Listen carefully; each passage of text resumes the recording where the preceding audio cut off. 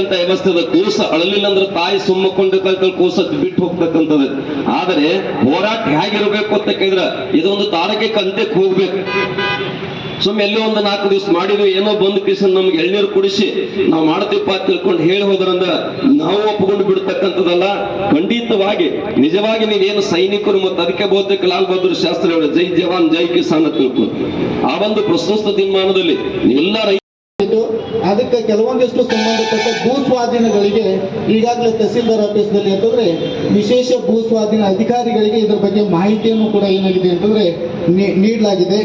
ಅದರ ಜೊತೆಗೆ ಕೆಲವು ಗ್ರಾಮಗಳಿಗೆ ಏನಾಗಿದೆ ಅಂತಂದ್ರೆ ನಮ್ಮ ಕಡೆ ಅಂತಿರ್ತಾರಲ್ಲ ಕಿನಾಲ್ ಆಯ್ತು ಅಂತಂದ್ರೆ ಅದಕ್ಕೆ ಸರ್ಕಾರದಿಂದ ದುಡ್ಡು ಕೊಡ್ತಾರೆ ಅಂತ ಹೇಳಿ.